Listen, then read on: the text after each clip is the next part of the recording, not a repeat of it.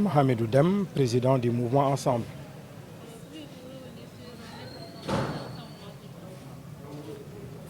Oui, c'est aujourd'hui, nous avons commémoré en même temps le troisième anniversaire du mouvement Ensemble. Et nous en avons profité pour organiser une journée de réflexion et d'échange. L'éducation et la formation est au cœur de l'animation de notre organisation politique. Parce que nous pensons qu'un citoyen qui est mieux formé, qu'un citoyen qui est mieux informé des enjeux actuels et futurs dans sa cité pourra davantage prendre ses responsabilités donc, dans la cité et dans le pays. C'est pourquoi la formation et l'éducation citoyenne sont au cœur de nos activités politiques. Vous avez dit partage, échange, qu'est-ce que vous avez dit sur cette journée? Qu'est-ce que? Partage, vous avez dit partage, échange. Cette journée, vous l'avez organisée pour ça? Non, toutes nos journées sont des journées de réflexion et d'échange. D'accord. Nous invitons des experts qui viennent, qui donnent leur point de vue sur des sujets d'intérêt national, d'intérêt général, mais aussi des sujets d'actualité. Et c'est l'occasion aussi pour les membres du mouvement, pour les militants, pour les sympathisants et pour les citoyens lambda qui est là, donc de pouvoir contribuer par des réflexions sur ces sujets retenus. C'est pourquoi nos journées, nos formations, on les appelle toujours des journées de réflexion et d'échange. Oui, c'est un sujet d'actualité, parce que comme l'a brillamment exposé l'expert Vincent Faye, la gouvernance et la citoyenneté sont au cœur de toute gestion que l'on veut inclusive, que l'on veut vertueuse, que l'on veut participative et que l'on veut efficace. Et vous savez que dans 6 mois seront organisées des élections territoriales au cours desquelles les Sénégalais vont choisir dans leur commune et dans leur département les personnes qui vont les représenter. Maintenant, comme nous l'avons nous aussi souligné, nous avons des personnes au CV vraiment bien fournies, mais ce qui nous manque, ce sont des personnes, des dirigeants qui sont vertueux, des dirigeants qui sont attachés à la vérité, des dirigeants qui sont attachés à l'intérêt général. C'est pourquoi, dans les différents thèmes que nous développons, la gouvernance est toujours au cœur de ces thèmes. Monsieur le Président, pour les candidats pour les élections à venir. Oui, cette question-là, vos collègues me l'ont posée il y a 2 ans au cours d'une journée de réflexion. Je ne vais que réitérer cette déclaration.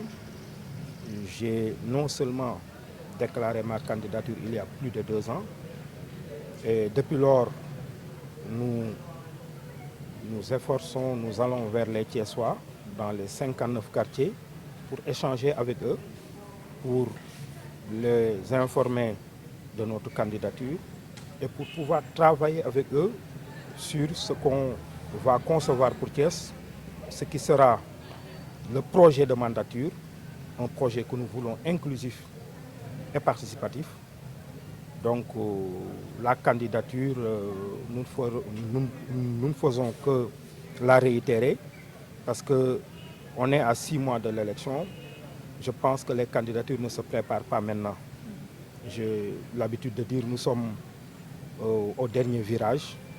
Donc nous avons été voir les Thiessois dans les 59 quartiers, dans les 3 communes. Nous avons échangé avec des dizaines de milliers de Thiessois depuis 3 ans. Et nous pensons que nous sommes suffisamment imprégnés des difficultés et des enjeux, des défis de notre ville. Nous avons aussi suffisamment d'idées, engagé suffisamment de solutions, de propositions de solutions. Et nous pourrons, dans quelques mois, présenter un projet qui sera, parce que nous allons un peu simplifier, ce ne sera pas un programme comme on le connaît, des programmes qui sont fleuves dans lesquels on promet tout ou rien, mais un projet de mandature qui est simple, accessible, réaliste et réalisable.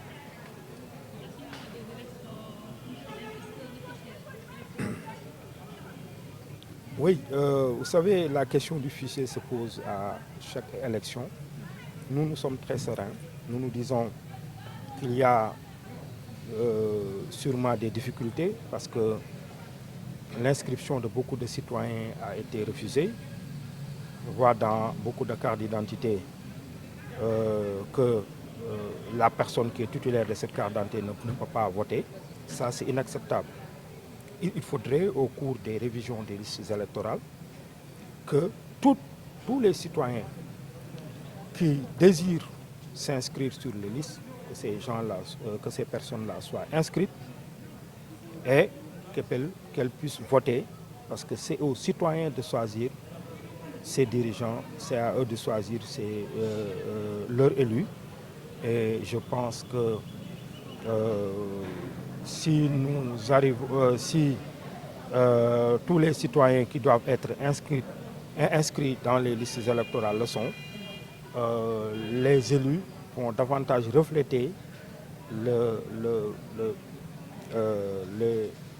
les aspirations des personnes qui les ont élus.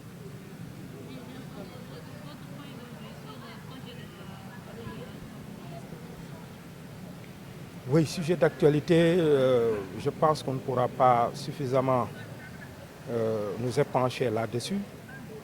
Ce que je disais hier à un ami, c'est que pendant ces périodes-là, les experts se taisent et ce sont les amateurs qui ont voix au chapitre.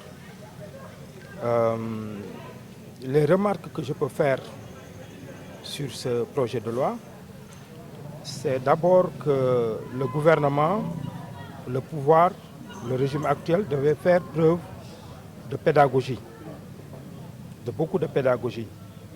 Quand il y a des réformes, il faudra informer les populations des bien-fondés de ces réformes. Parce que les réformes doivent renforcer l'arsenal juridique existant. C'est sur le terrorisme. Le terrorisme est une infraction planétaire. C'est une menace qui est là. Le gouvernement pouvait, dans une démarche pédagogique, nous expliquer donc les bien-fondés de cette loi. Ça n'a pas été fait. D'autre part, les parlementaires de l'opposition ont agi un peu sur le tard parce qu'ils ont ces projets-là passent d'abord en commission. Je pense que c'est depuis ce moment-là qu'ils devaient interpeller l'opinion publique, ce qui permettrait aux chercheurs, aux experts, aux personnes qui s'y connaissent de pouvoir se prononcer pour éclairer l'opinion publique. Mais malheureusement, ça n'a pas été fait. C'est l'occasion de beaucoup de confusion.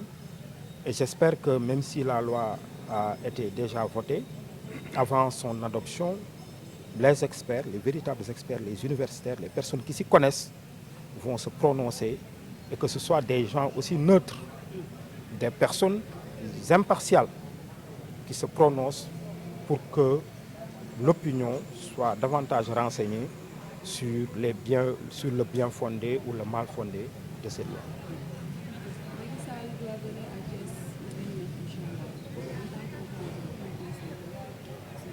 Mais c'est son droit le plus absolu de venir à Thiès.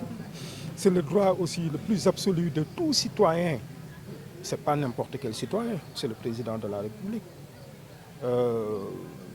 Malheureusement, nous constatons que depuis l'annonce des élections locales, on a repris les tournées économiques. Il y a sûrement des arrière-pensées politiques. Il y en a sûrement. C'est dommage qu'on attende chaque fois les élections, pouvoir aller vers les populations, pour pouvoir s'imprégner de leurs difficultés. Vous voyez, nous habitons des quartiers, j'habite le quartier Diakhao Thiali, c'est à l'annonce des élections que toutes les lampes sont allumées brusquement, alors que les quartiers n'avaient plus de lumière depuis des années. Voilà. Donc ce sont des pratiques que nous connaissons et ces pratiques-là, nous devons véritablement les dépasser, mais c'est son droit le plus absolu et qu'ils permettent aussi aux opposants d'aller voir les citoyens sans difficulté, sans aucune entrave pour que le régime puisse parler aux citoyens, mais qu'en même temps aussi les opposants puissent le faire. Parce que nous sommes dans un pays de démocratie, nous sommes dans un pays de liberté.